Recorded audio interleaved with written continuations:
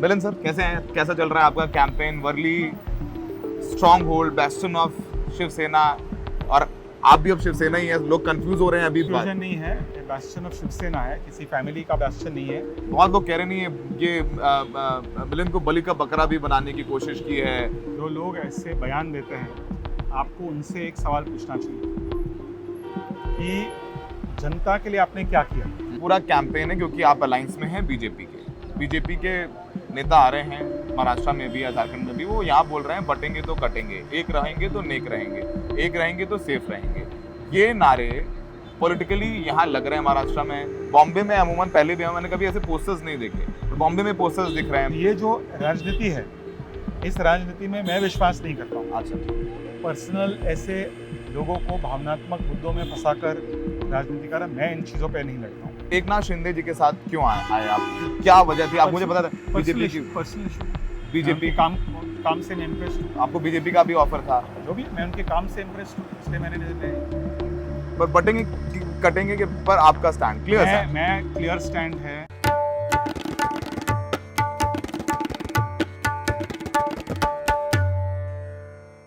हम महाराष्ट्र में हैं, महाराष्ट्र में चुनाव हैं।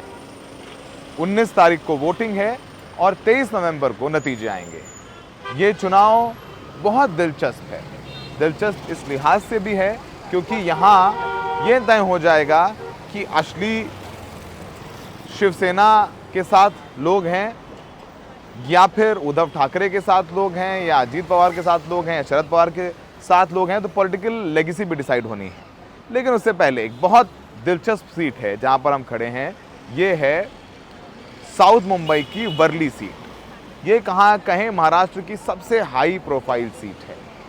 यहाँ से मौजूदा विधायक हैं आदित्य ठाकरे, शिवसेना उद्धव ठाकरे गुट के, और उनके सामने शिवसेना एकनाथ शिंदे गुट ने उतारा है मिलिंद देवड़ा को। मिलिंद देवड़ा को आप सब जानते हैं कि कांग्रेस में थे और कुछ महीनों पहले ही वो बीजेपी के सहयोगी दल शिवसेना एकनाथ शिंदे गुट के साथ आए हैं। वो प्रचार में हैं। हम उनसे बात करेंगे, जानेंगे कि कैसे आइडियोलॉजिकल शिफ्ट किया। आदित्य ठाकरे जो 70,000 वोटों से जीते थे पिछली बार, उनको कैसे हराएंगे, क्योंकि इस बार लोकसभा चुनाव भी मिलिंद देवड़ा लड़े और इनको शिवसेना उद्धव ठाकरे गुट के अरविंद सावंत ने चुनाव हरा दिया। तो मिलिंद देवड़ा से मिलते हैं, जानते हैं और पूछते हैं कई सवाल, थोड़े कठिन और थोड़े सरल। तो महाराष्ट्र की सबसे हाई प्रोफाइल सीट वर्ली, और हमारे साथ मिलिंद देवड़ा है। मिलिंद सर, कैसे हैं? कैसा चल रहा है आपका campaign? Worli stronghold, bastion of Shiv Sena, और आप भी अब शिवसेना ही है। लोग कंफ्यूज हो रहे हैं अभी भी, शायद बहुत क्लैरिटी होगी इस चुनाव के बाद। कंफ्यूजन नहीं है, ये बेस्टन ऑफ शिवसेना है, किसी फैमिली का बेस्टन नहीं है। और मुझे यकीन है कि जिस प्रकार से लोकसभा चुनाव में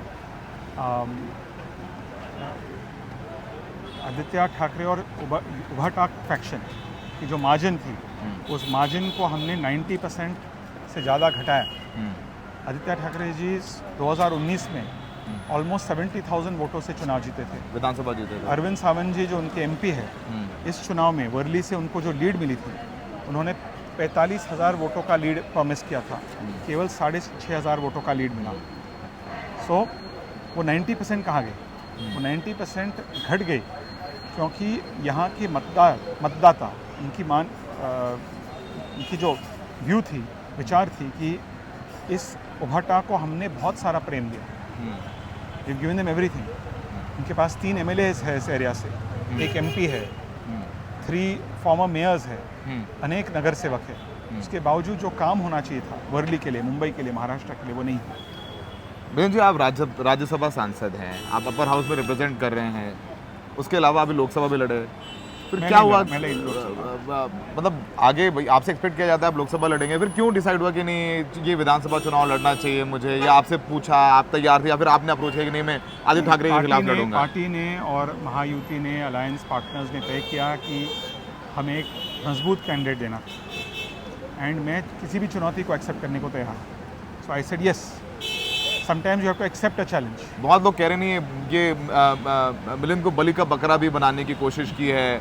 आदित्य ठाकरे का परसेप्शनल है क्योंकि वो 70,000 वोटों से, जैसे आपने बताया 70,000 वोटों से जीते हैं, पूरी ताकत लगा रहे हैं। मैंने देखा कि आप लोग भी पूरी ताकत लगा रहे हैं, श्रीकांत साहब यहाँ पर यात्रा करके गए हैं। देखिए, जो लोग ऐसे बयान देते हैं, आपको उनसे एक सवाल पूछना चाहिए कि जनता के लिए आपने क्या किया। ये सब डिस्ट्रैक्शंस, मिलिंद देवरा, आदित्य ठाकरे को क्या होगा वो छोड़िए। मिलिंद देवरा ऑलरेडी राज्यसभा है, Milind Deora will manage and fight and represent people. Milind Deora सत्ता में हो या ना हो, मैं रिप्रेजेंट करते रहूँगा। दक्षिण मुंबई के लोगों के साथ हमारा एक पारिवारिक संबंध है। जनता के लिए क्या हुआ है, उनके समस्याओं को हल करने के लिए, जबकि वर्ली के जनता ने उनको इतना प्यार, आशीर्वाद दिया, उन्होंने क्या दिया जनता को, इस पर हमें चुनाव लड़ना चाहिए। ये पर्सनालिटी किसी कुछ नहीं होता है। आपके कैंपेन के कुछ वीडियोस देख रहा था, आप कह रहे हैं आप वर्लीकर हैं। नहीं, मैंने कभी नहीं कहा मैं वर्लीकर हूँ। आई थिंक मैं देख रहा था, आर्टिकल से पढ़ रहा था, आप आने वाले के लोकल, मैंने नहीं कहा मैं वर्लीकर, कि आप यहाँ के लोकल हैं, वो बाहर के हैं। मैं वर्लीकर हूँ, मैं नहीं कह सकता हूँ। मैं वर्ली में नहीं रहता हूँ। अच्छा, मैं मलाबार हिल में रहता हूँ। मैं दक्षिण मुंबईकर हूँ, वो मैंने कहा। अच्छा, ओके। बट मैं कहाँ रहता हूँ, वो कहाँ रहते हैं, वो एक अलग इशू है। मैं क्या खाता हूँ, वो क्या खाते हैं, मैं कैसे कपड़ा पहनता हूँ, वो कैसे कपड़े पहनते हैं, वो अलग इश्यूज़ है। इन चीज़ों पे हमें चुनाव नहीं लड़ना चाहिए, किसी के धर्म के आधार पर या किसी के लिंग के आधार पर या किसी की उम्र के आधार पर। इन चीज़ों पे मैं कभी नहीं चुनाव लड़ता हूँ। आइडियाज़ पर आपकी विचार क्या है, आप किस तरह से वर्ली को आगे ले जाना चाहते हैं। आज वे सत्ता में है, वे सिटिंग एमएलए है, वे विद्यमान आमदार है, विधायक है। उन्होंने इस क्षेत्र के लिए क्या किया है? उन्होंने एक A++ वर्ली का वादा दिया था 5 साल पहले। आप मुझे बताइए A++ कहाँ हुआ है? और आज उनके मैनिफेस्टो में, कल उन्होंने मैनिफेस्टो रिलीज़ किया, उन्होंने कहा अभी A+ बनाना है। वो एक प्लस कहाँ गया? A++ से +1+ तक आ गए। नेक्स्ट टाइम बोलेंगे C++ करना है। तो ऐसे राजनीति को हमें एक्सपोज करना चाहिए। मिलन जी, आप ये सवाल में और मैं एक बात कहना चाहता हूँ, वे जब 5 साल पहले यहाँ आए थे, उन्होंने जब तय किया कि मुझे राजनीति में आना है, मुझे पॉलिटिक्स में आना है, मैं यहाँ से चुनाव लड़ना चाहता हूँ, मैं एक दक्षिण मुंबई होने के नाते मुझे लगा कि आदित्य ठाकरे के यहाँ आने से वर्ली के लोगों को बहुत फ़ायदा होगा, दक्षिण मुंबई के लोगों को बहुत फ़ायदा होगा। उस समय हम अलग पार्टियों में थे, उस समय यूती भी नहीं थी। आप कांग्रेस में थे उस वक्त? उस समय महाविकास आघाड़ी भी स्थापित नहीं हुई थी। बिल्कुल नहीं हुई थी। लेकिन जिस प्रकार से उन्होंने जनता को लेट डाउन किया, बहुत बड़ी अफसोस की बात है। केवल वर्ली नहीं, मुंबई और महाराष्ट्र, हर चीज़ में मुझे लगा कि एक यंग प्रगतिशील व्यक्ति है।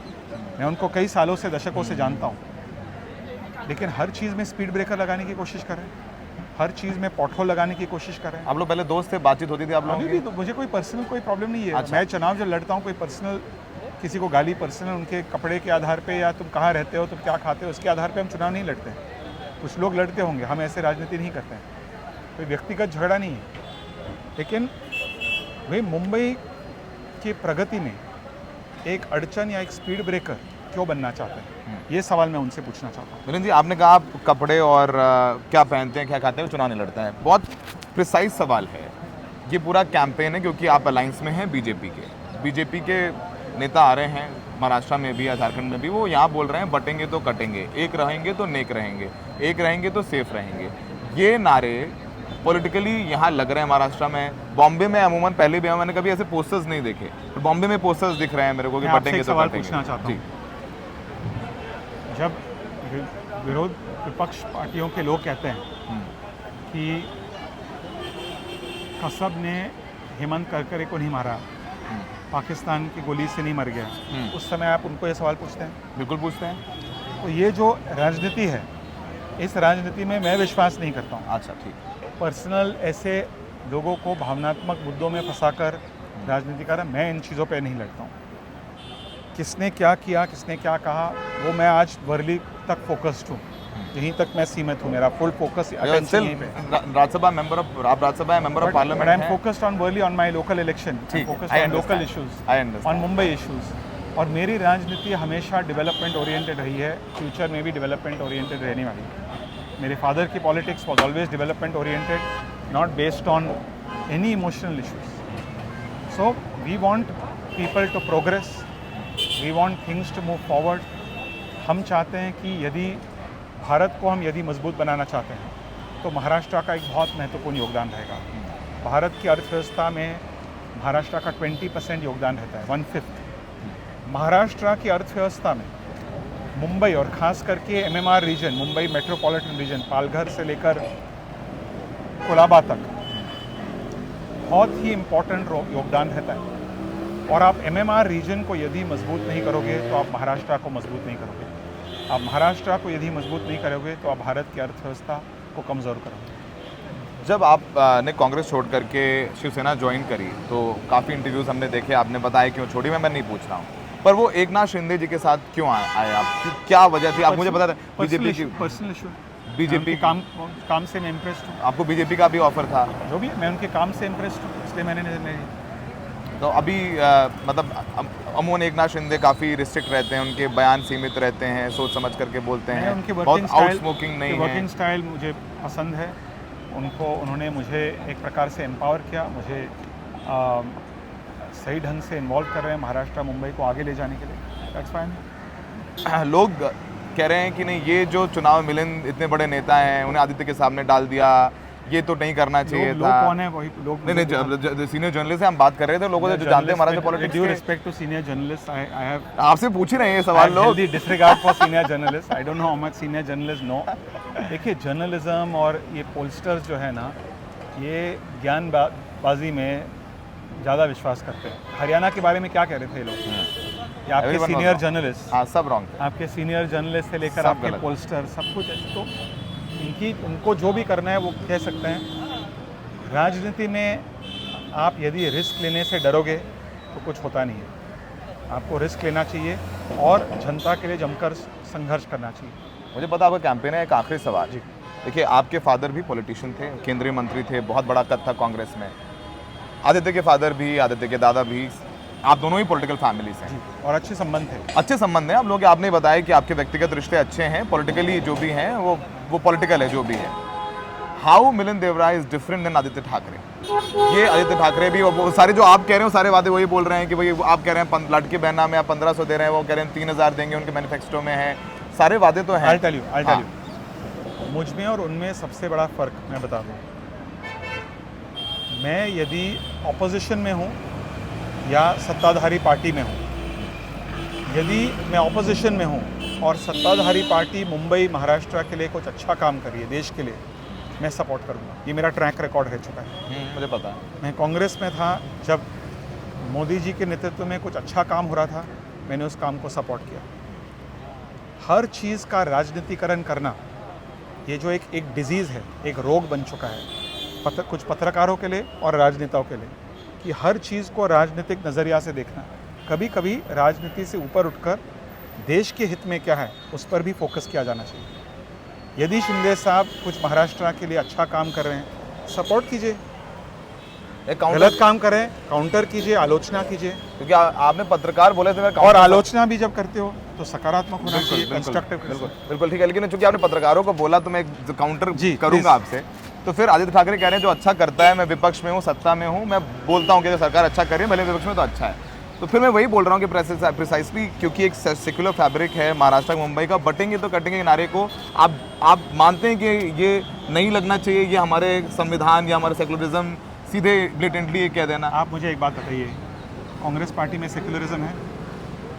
मैं आपसे पूछना चाहता हूँ। कहने को तो सभी कहते हैं, बीजेपी भी कहती है, आप मुझे सवाल, मैं पूछूंगा उनको, मैं आपको पूछूंगा। नहीं, आपको क्या लग रहा है कांग्रेस पार्टी में सेक्युलरिज्म? मैं उनको पूछूंगा, आपको क्या लग रहा है? सब क्लेम करते हैं अपना। नहीं, उन्होंने शिवसेना के साथ युति किया, कांग्रेस पार्टी ने शिवसेना को सपोर्ट दिया। शिवसेना का मुख्यमंत्री था उस समय, मुख्यमंत्री ऑन द फ्लोर ऑफ विधानसभा कह रहे हैं कि हमने बाबरी मस्जिद को गिराया, वो सेक्युलरिज्म है?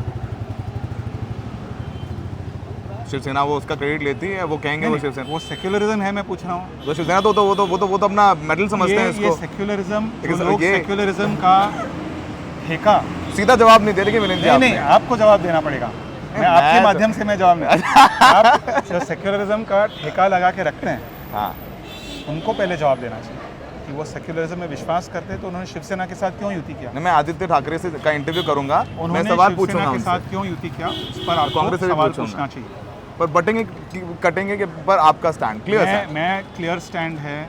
जब कांग्रेस पार्टी में लोग कहते थे कि अफजल गुरु बहुत अच्छे व्यक्ति हैं, उस समय भी मैं उन बयानों के खिलाफ था। जो भी नेगेटिव बयान है, जो भी तुष्टीकरण के बयान होते हैं किसी भी पार्टी के, किसी भी धर्म के, मैं उसके खिलाफ हूँ। मैं डेवलपमेंट ओरिएंटेड पॉलिटिक्स में विश्वास करता हूँ। Thank you sir, thank you so very much for giving Thank you very best much. Thank wishes. you.